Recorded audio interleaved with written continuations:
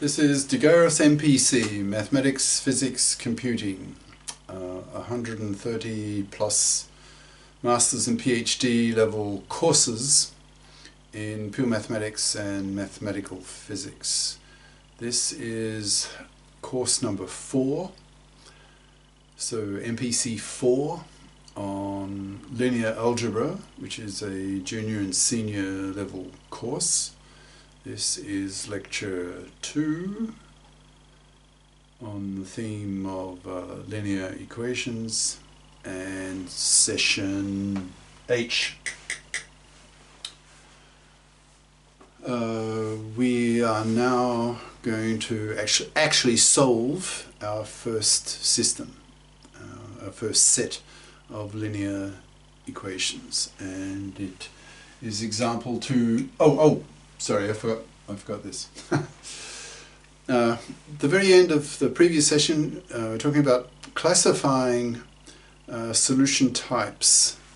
So you start with your system of linear equations. Remember, the system is just a set of linear equations, and that system is either inconsistent or consistent. It's one or the other. It has to be one or the other, right? X or not X, in effect.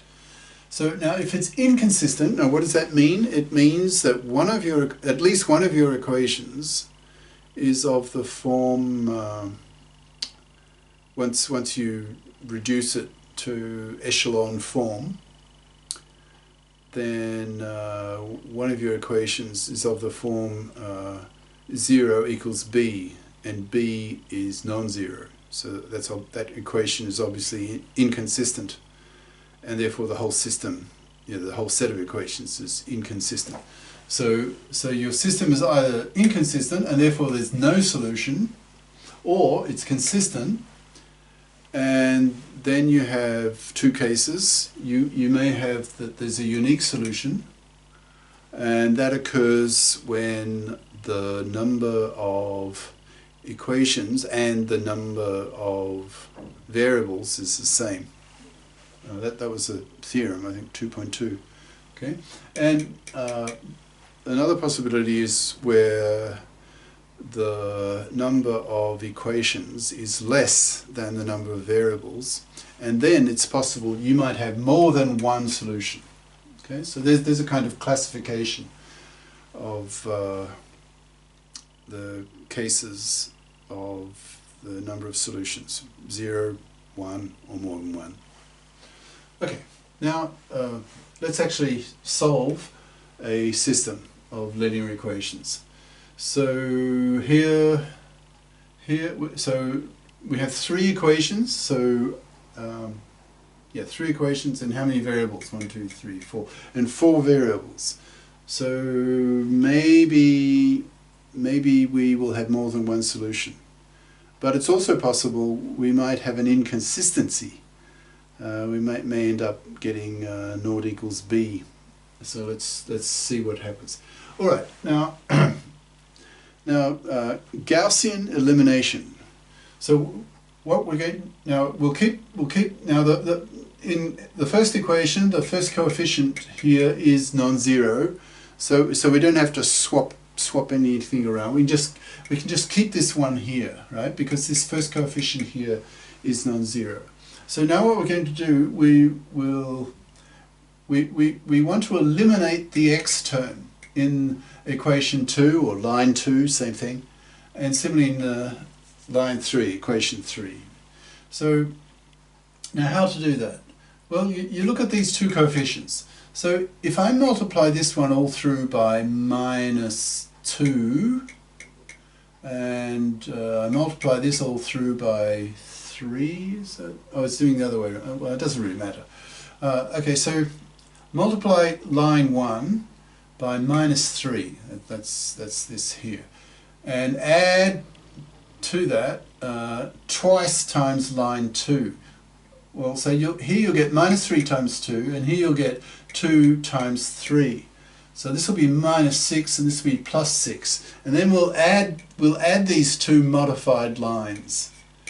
And when we do that, the coefficient of the x term drops out. It's just 0.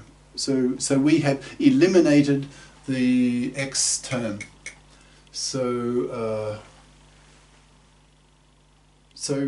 Remember what this means? Oh, I put a dashed here just to make it obvious. This is like the next version of line 2, the modified form. Now, so this shorthand here, what does it mean? It means replace line 2 by what's on the right hand side. In other words, the sum of -3 times of line 1 and twice line 2. So you keep line 1, so line 2 will become this, which, I mean, actually do it for homework. You'll find it works out to be that, right? And the modified line 3, so this will be replaced by this, okay? Now forget about line 1 now. So now look at just these 2 equations in 3 unknowns and do the same thing. Now the coefficient of your first variable here is not 0, so just leave that. So now we will reduce this one. We will replace this one by a shorter one by doing the Gaussian elimination process with these 2 equations. So what do we need to do? So we've got a 3 here and a 1 here. So if you multiply this equation through by -3 and add it to this one, so where is that? Yeah, here. -3 L2 dashed, so that's this equation. And you add that to just L3 dashed here. Here you get a 3 and a -3 here, so the y's will drop out.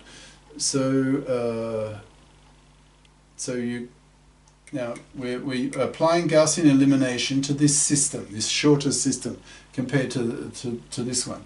So here we only have 2 equations in 3 unknowns. Before we had 3 equations in 4 unknowns. That's the nature of Gaussian elimination. You're just shortening each line, each equation, line by line. All right, so let's replace this one with a shorter one. And how to do that? By L3 dashed minus 3 L2 dashed. Where is that? Minus 3 L. Yeah, L3 dash minus 3 L2 dash.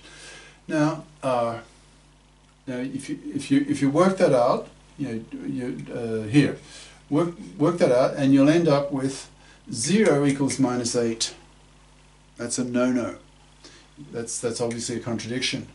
Okay, so you have in echelon form, you have an inconsistent equation, and therefore the system, by definition, if at least one of your equations in your set of equations, in other words your system, is inconsistent, then the system is inconsistent. Okay, so this equation is inconsistent, and that implies that the system is inconsistent, therefore no solution. Right?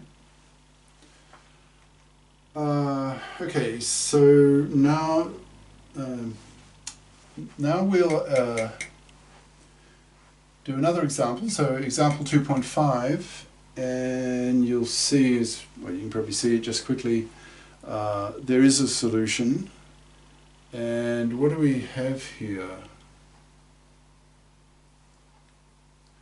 So here we've got 3 unknowns, 3 variables, x, y, and z, and we have 4 equations. Oh, I see. It's going to be an example of throwing one out, right? So we'll end up with a 0 equals 0. That's not useful because it doesn't tell us anything about the values of the variables. So it's just redundant. So see these equations, they tell us something about, they provide information about the values of the variables. Like particularly this one. Look, if 2z equals 2, well then we know z equals 1. If we know z equals 1, we can plug it in here, and therefore, thanks to this equation, we can find what y is. Well, so now we know what y and z is, So we can plug those two values here, and this equation gives us information about the value of x. We can solve for x, whereas this equation, useless. So throw it out. Okay, so then if you throw out this one, you now have three equations in three unknowns. And from theorem 2.2, when you have three equations in three unknowns, theorem 2.2, I think, yes, theorem 2.2 tells us that the solution to the system, in other words, set of equations, is unique. Okay, so we, given this, expect we're going to get a unique solution. So let's actually do it. Okay, so you start with the first line. The coefficient here is non-zero, so it's okay. We don't have to swap around. Like if this x were missing, then we'd have to replace line 1 with some other line where the coefficient of the x is non-zero. But it's okay because it's 1. That's all right. All right. Now, so what are we going to do here? So we want to replace line 2, 3, and 4 by an eliminated variable version of the equation. We in line 2, 3, and 4, we want to get rid of this x. So how can we do that? Well, we could just subtract line 1 from line 2. So that's here. So if we subtract this from this, we get rid of the x, right? So let's do that. Now, how about this one? We want to replace this line by an equation where the x is gone. So how could we do that? Well, we could have replace this by what? Line 3 minus 2 line 1. Line 3 minus 2 line 1. Right. Now, and similarly, we want to replace line 4 by an equation where the x is missing, been eliminated. So how can we do that? Well, we could have line 4 minus line 1, 2 minus 2 times line 1. So you'd get 2x here and a minus 2x here, and add them and the x's will cancel. So what did I say? I said line 4 minus 2 line 1. Line 4 minus 2 line 1. All right. So do those operations, and you just keep your first line, and so your second line will become this one by doing this operation. Do that. Do this for homework. And the third line here, that'll get replaced. So perform this operation to get rid of your x term, and you'll be left with this. And line 4 will be replaced by doing this operation. You'll get this. Okay. Now, so now forget about line 1. Now we've got a simpler, smaller system with just 3 equations in 2 unknowns, and you just go through the same process again and again and again.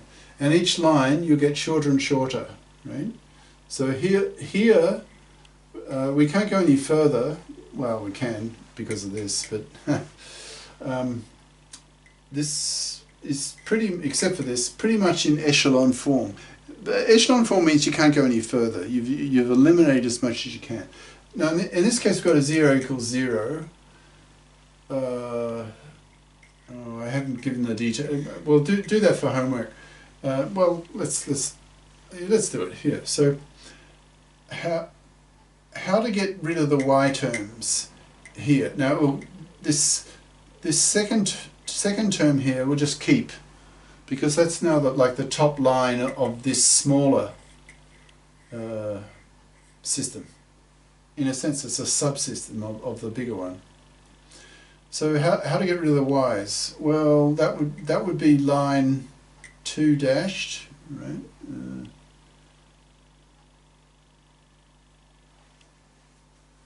Maybe we should have a double dashed. Oh no, we're keeping it. It's this one we want to change. So line 3 dashed would be. Hold on, where are we? Getting confused. So how to get rid of this y here? We'll subtract this line from that one. Line 2, it gets replaced by line 2 minus line 1. So L2, oh, it's line 3, sorry. Okay, line 3, that will be line 3 minus line 2. Or the other way, it doesn't really matter. That's that one. And to get rid of the y's here, what could we do? Relative to using this one and this one. So line 4 dashed, or double dashed, because you already got double dashed, because we want to get here. So line 4 double dash would be line, that would be here. So that would be line dashed minus 2 times line 3 dashed.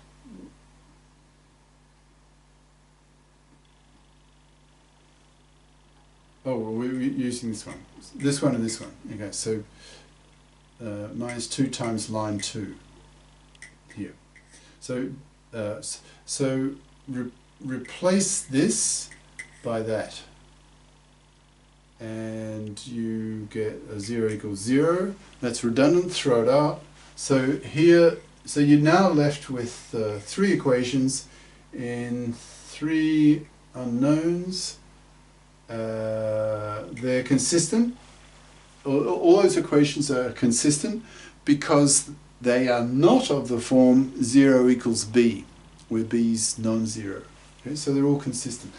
And we have 3 variables and 3 equations, and theorem 2.2 says when r equals n, in other words the number of equations in echelon form, equals the number of variables, that's n, then the solution is unique. Okay? Now if each equation is consistent, by definition the system, that's the set of all equations, is consistent. All right? And that's because, this is the because sign, because there is no, crossed out, there is no, that's what this symbol means, because there's no equation of the form 0 equals b, where b is non-zero. Right? Was what I was just saying just a bit before. Now, because the system is in echelon form and r equals n, so the number of equations equals the number of variables, that is, the number of equations equals the number of unknowns or variables, same thing. That implies there's a unique solution. So let's find it. Okay, so we look at these. Well, 2z equals 2, so z is 1. So we found z. And so we can plug 1 in here. So we'll get y plus 4 equals 7, so y equals 3, right?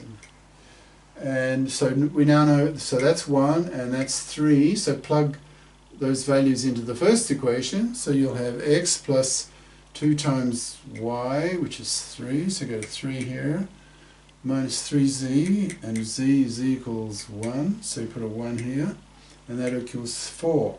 So that implies that x, so that's 6 minus 3, so x plus, x plus 3.